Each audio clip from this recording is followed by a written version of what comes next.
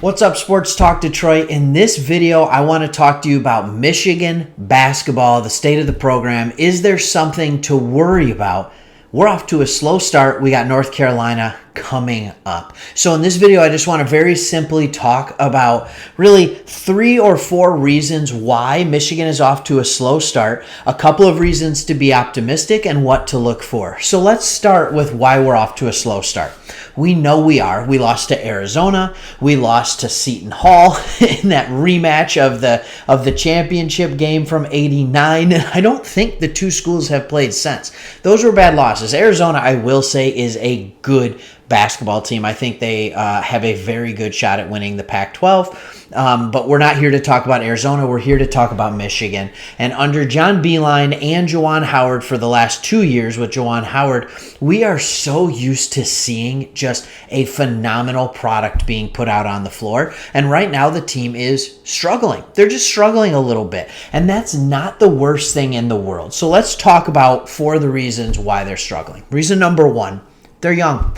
They're just really young. I think every year we see it, usually with Duke, with Kentucky, these programs that bring in a lot of 4 or 5-star freshmen, but they're primarily playing those freshmen or they're relying on the freshmen in order to do a lot of the damage. Okay?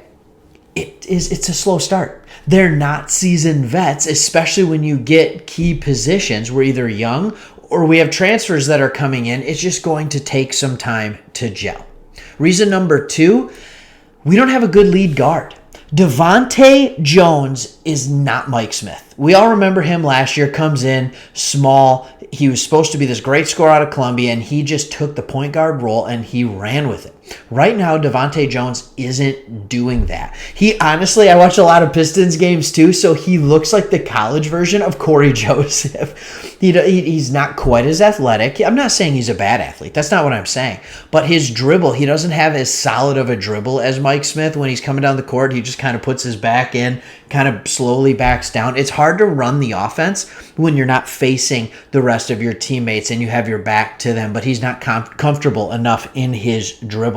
Eli Brooks, I know what you're thinking. Eli Brooks has been fantastic. He has been fantastic. The problem is he is a shooting guard. And we've asked him to play a lot of point guard this year because Jones is not cutting it. And he is not designed to be a point guard. While he is a decent ball handler, his ball handling, dribbling, creating for others, creating his own shot off the dribble, that is not his strength. He needs to be the 2 guard, so we need to have that solid one next to him. So that's reason number 2, is we're struggling to have a good lead guard. Reason number 3, at this point, we just have very poor outside shooting. Outside of Brooks, who's always been a little bit streaky, Caleb Houston has not started the year off shooting well.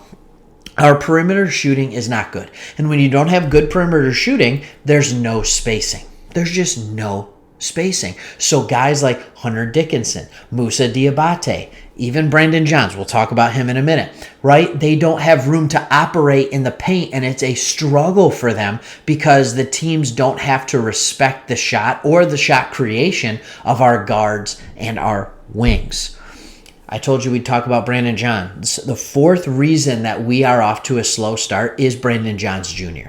This is a senior, okay? He should be playing better at a higher level mentally, but you can tell it is so obvious. Even the announcers were talking about it in one of the games. He is not playing with confidence. He talked and he was doing interviews talking about how what he's learned in the offseason is just to be himself, play his game.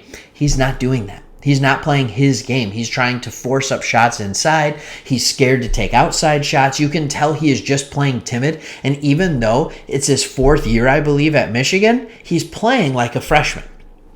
Moussa Diabate is coming off the bench right now and playing so much more poised than Brandon Johns Jr. is. And part of that is just because he's a freak athlete. But he's playing so much better. So I guess my question is, how long are we going to see Brandon Johns Jr. in the starting lineup, and when will Moussa Diabate move over and take his spot? The problem with either one, if Brandon Johns Jr. isn't shooting the ball or shooting the ball well, we don't have any spacing at our 4 or 5. And in modern basketball, one of those 2 needs to be able to step out and shoot the 3 on a consistent basis. And with our 3 bigs, Brandon Johns Jr., Hunter Dickinson, and Moussa Diabate, none of them are are going to be a consistent perimeter threat at this point in the year. So I think I would be watching for that. So what are our reasons for hope? Those are the 4 reasons we're struggling. It's that simple. What are the reasons for hope?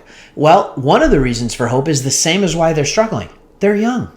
I told you before, we often see, I can remember for the longest time, you have the uber talented, I'm going to say it, I'm going to say the team, Michigan State teams, Kentucky teams, Arizona teams, Duke teams that come out and they struggle mightily in the first 10, 12, even 15 games, first half of the season, first quarter to first half of the season, because they're young. They're just getting their legs under them. They're learning what the college game is about. They're learning to play together. I think we have some of that going on with Michigan. So just keep in there, hang in there. We got North Carolina coming up. They will get better. Another reason with that youth movement is I think Frankie Collins could be that lead point guard. Something I would be looking for is, do we keep playing Devontae Jones at the point, or does Frankie Collins get more run? You can't even pronounce the name of the team. I can't even pronounce the name of the team that we played just a few days ago out of Texas. But when Collins was in the game, the offense looked so much more efficient just because he was a natural point guard. He's a more natural point guard, and my hope is as he develops that we can play him more on the team. The next reason for hope, Moussa Diabate. The guy has been phenomenal. He's played better than I thought he would. We knew he was athletic. We knew he would be a great defender. We knew he would get rebounds. What we didn't know is that his post game would be elevated to the point that it's at. And I understand it's still got a long way to go, but he's scoring the ball well. Putbacks, back to the basket. He's even making some mid-range jumpers. He even made a three-pointer, right? He's shooting free throws at a decent clip. Moussa Diabate is the real deal. And I just hope that he continues to get more and more and more minutes. This is a guy that needs to be on the floor 30 minutes a game for Michigan to be successful right now. He is absolutely a beast. And then the next one, we've had a week off to practice. There's been a couple losses. We haven't had a lot of time to practice so far in the season, with all the travel and the different games that we were playing. But now we've had a week off. We have North Carolina coming up. After that, San Diego State. This is a good, tough schedule going forward. We're not getting cupcakes heading that many cupcakes heading into the Big Ten season. And players listen better after losses. They realize that, hey, maybe they're not quite as good as they thought they were, and they need to come together and gel more as a team. And this is another reason for hope that I didn't even have written down for this video. All these players are playing with each other mostly for the first time. There's no cohesive unit. I know Dickinson's been around. I know that Brooks has been around. I know that Brandon Johns has been around. But they've been around when they've had Franz Wagner and Smith, and they've had Livers. Like, those were the guys that were running the show. Those were the guys who had the ball in their hands, and the others were able to play off of that. Even Hunter Dickinson, while he would score a lot, they didn't run the offense through him super often last year. They ran the offense through Smith and Livers and Wagner. So, we're changing who are our lead players. So just give it time. It's going to be okay. And I'm going to leave you with 2 things to look for, and it has to do with freshmen. Look for that time distribution between Brandon Johns and Moussa Diabate. Is Brandon Johns playing less and less and less time, with Moussa Diabate playing more and more and more time? And I would say the same thing for Jones and Collins. If these young freshmen can go play to the point where the coach trusts them even more than the seniors, it either means that the seniors are playing unbelievably bad or the freshmen are coming along faster than we thought. I don't think it's time to hit the panic button yet. I do think there's some areas for concern, and I don't think this is a top 5 team that we all thought it was to begin the year, but it should still be a good, fun team to watch. And I think with Juwan Howard at the helm, they're still a tournament-bound team.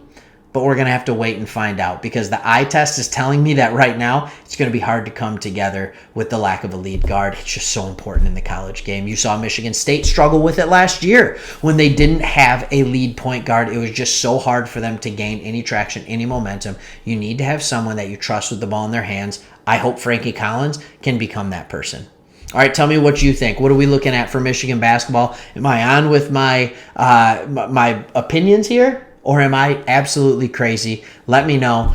as always, go blue.